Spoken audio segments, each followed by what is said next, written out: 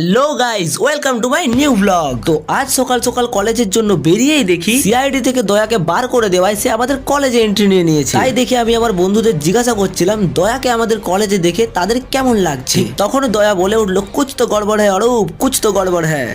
কলেজের মধ্যে ঢুকেই দেখি আমার দুই বন্ধু নিজের মধ্যে ইন্ডিয়া পাকিস্তানের বর্ডার তৈরি করে দিয়েছে।